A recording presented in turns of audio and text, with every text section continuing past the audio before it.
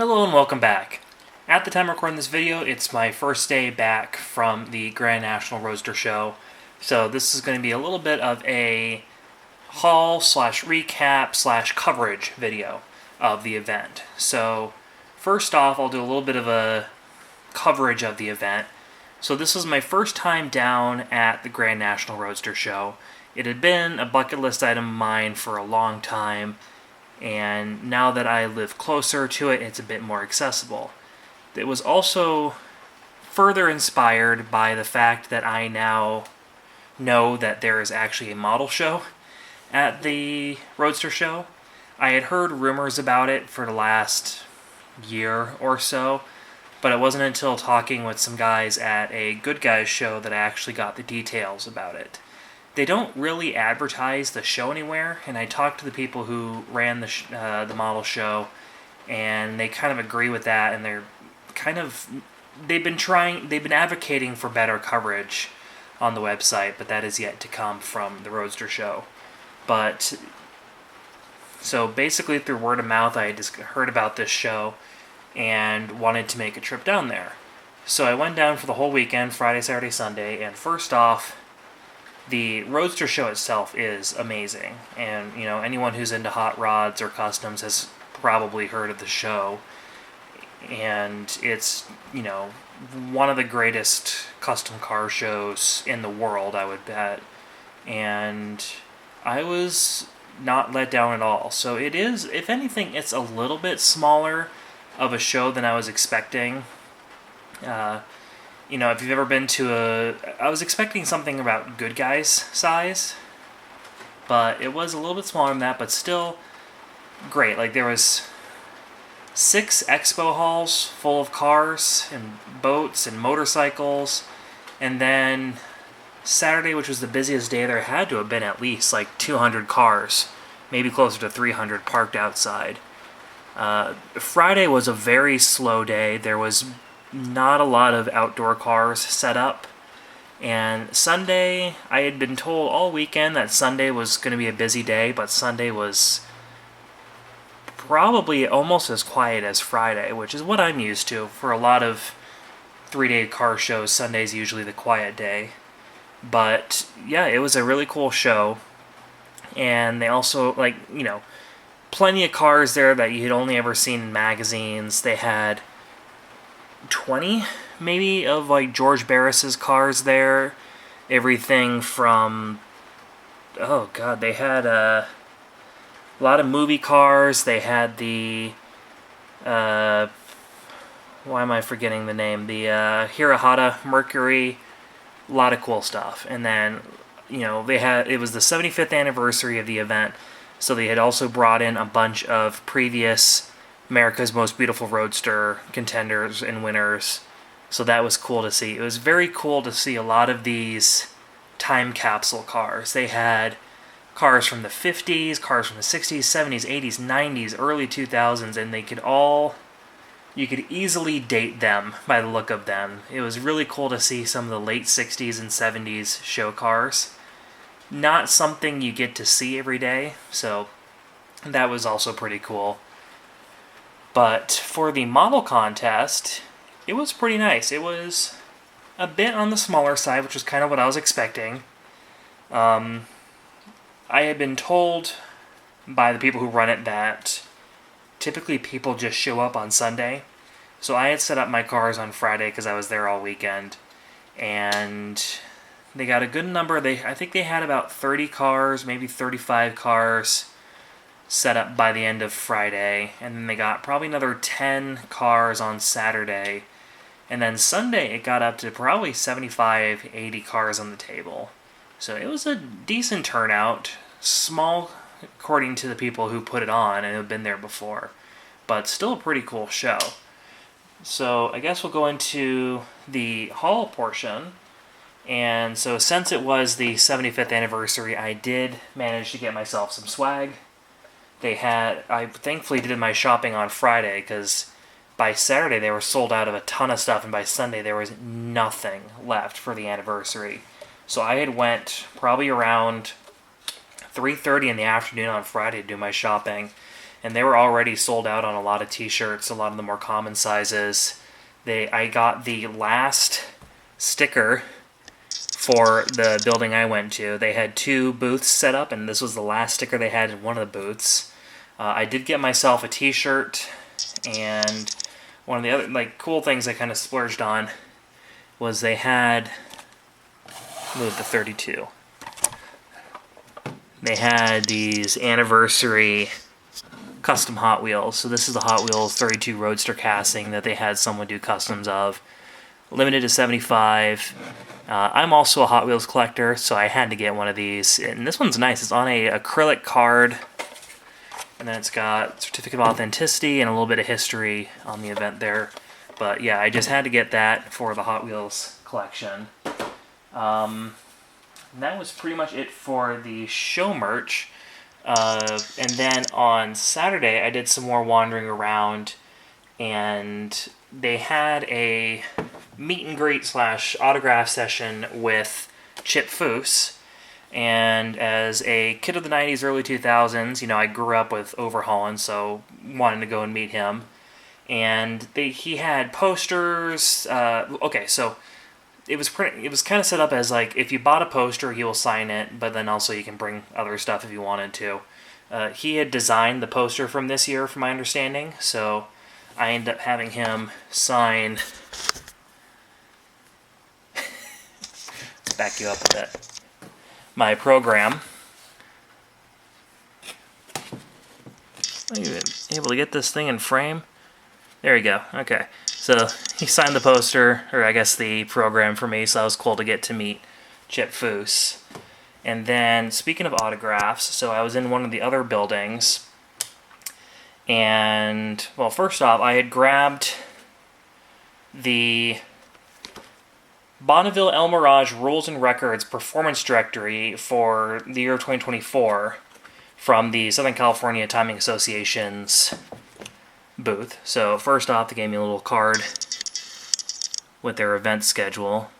Let's take a look. So we got El Mirage is running in May 17th, 18th, June 22nd, July 13th, September, October, November. Bonneville Speed Week is going to be August 2nd and 8th this year, along with a September running on the 27th and the 30th. So I am actually building a Model A Roadster right now, and I went over to the Southern California Timing Association's booth to talk with them about what it would take if I were to ever want to run the car at El Mirage, because I think it'd be cool. I'm building a traditional style hot rod and wanted to see what it would take to, if I were to just, do a fun run. And they don't really do that. Of course, it is motorsport, so they're very particular about safety. And any open car is required to have a roll cage. So kind of puts a little bit of a hinder on that, because I don't really want to put a roll bar on it. Of course, I can make a removable one. But I still got the rule book just because it's probably good to have that on hand so that I'm actually building a safe car, in theory. So I'll do what I can to make sure it meets the records in case I ever want to throw a cage on it and run it, because I think that'd be cool just to bring a car down there and run on the dirt. But yeah, I got a few stickers from them as well. So I had the rule book, and then basically across the hall from where their booth was set up, they had the, what was it? It was the American Hot Rod Association, Vintage American, I'll put the name here. But they had a guest over signing at that time, and I'll give you a hint, see if you could recognize that signature. That is Ed Iskandarian, aka Ed from Iski, best known for their cams, just hot rod legend, racing legend. So I thought that was cool that he signed my performance directory here. Yeah, so those are the 2 autographs I managed to get there. They had a few other celebrities roaming around. I'm not good at noticing celebrities, or if I do, even going up to them asking for a photo or autograph or anything. So I went to the ones where they actually had table setups and they were expecting to be bothered. So, that's pretty much it for the show for now. When I was at the model show, I did get some damage in transit to 2 models. So my 32 here lost its back wheels, and the front end is also a bit funky now. And my taco truck lost its door, so I did have to do an emergency glue run. And one of the local guys there was telling me that Pegasus Hobbies was about 10-15 minutes down the highway from there.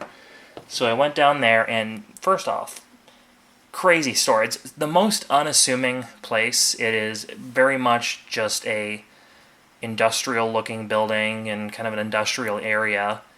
And there's no fancy sign or anything. You just walk up the stairs, and then you're instantly greeted by this a ceiling full of hanging RC planes, which is the coolest thing to see.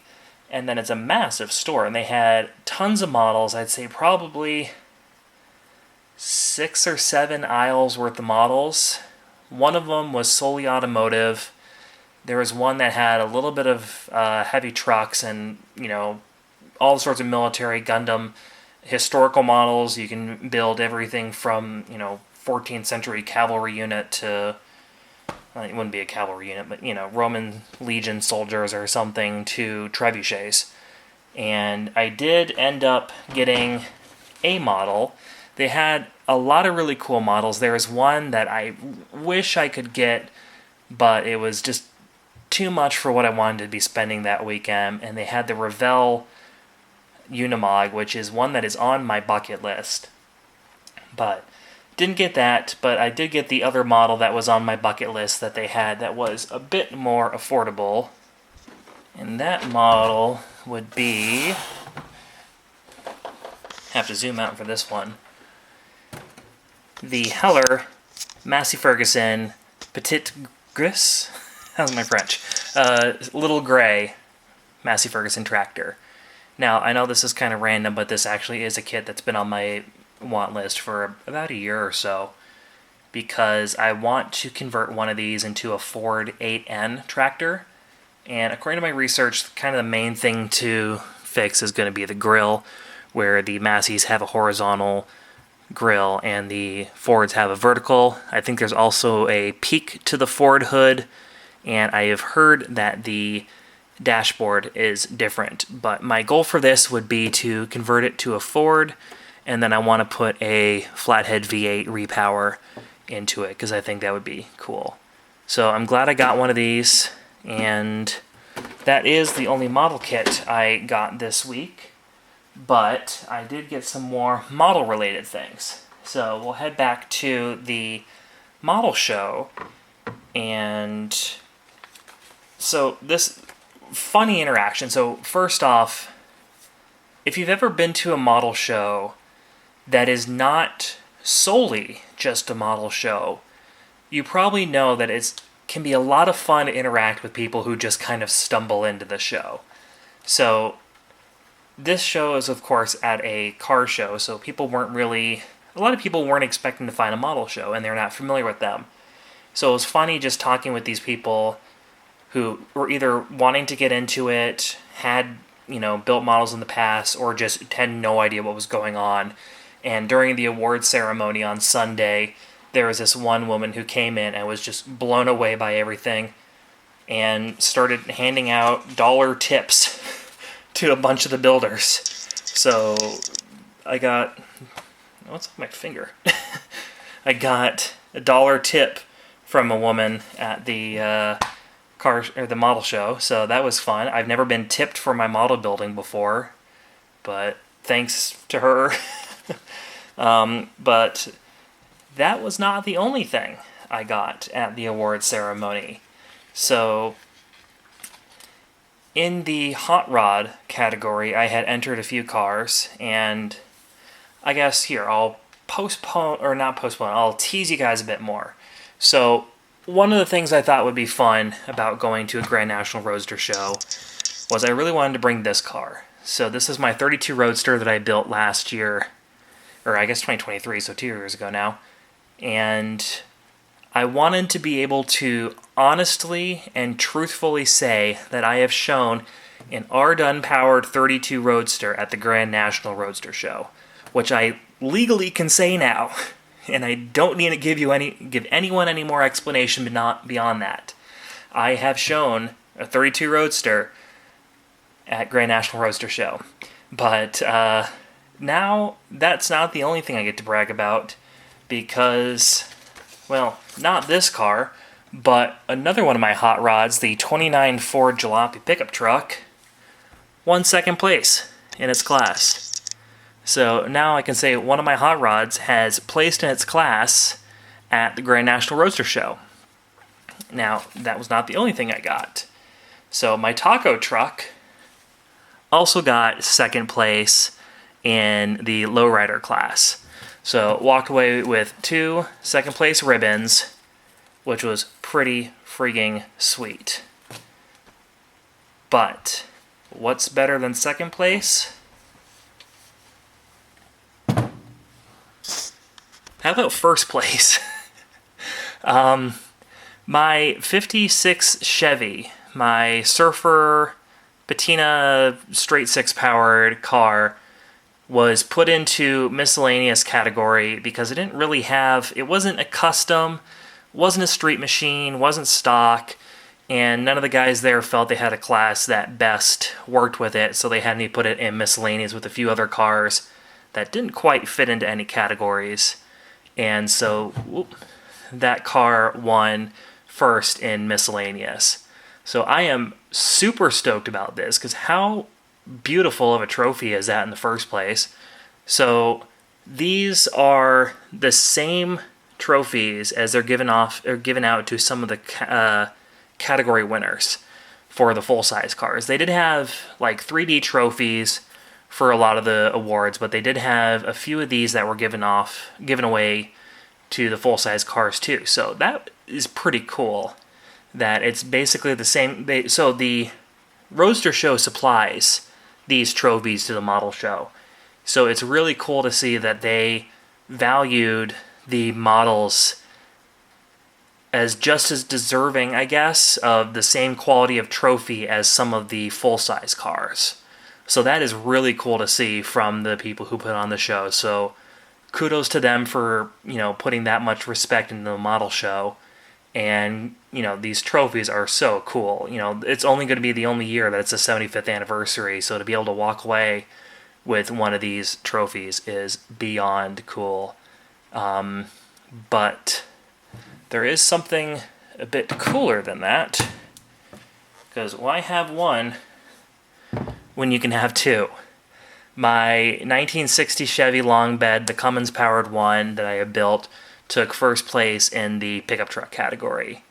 So I am beyond stoked. I have 2 first place awards and 2 second place awards from the Grand National Roadster Show. So I can now say that a car I entered into the Grand National Roadster Show has won first place. And again, don't need to provide any more detail than that. No, but yeah, that was definitely unexpected and amazing. I am very thankful for the judges for choosing my cars there. The competition was definitely great. But yeah, so I guess I'll close you out with this. So I do have full coverage of the show. So after all this is over, I'll run the video of the show tables showing you all the cars that were on. But my last thing I want to leave with, so as I mentioned, I just got back from the Roadster show, so I just got home a few hours ago. And so I'm very much inspired by the show. So I think I'm going to go ahead and tease my next build. I think it's time to build a custom. So I have this AMT 36 Ford, and I think you'll be seeing it very, very soon. So with that, thank you so much for watching, but don't tune out now, because I got some really cool show coverage of the Grand National Roadster Show's model contest coming up right now. Thank you, and enjoy the show.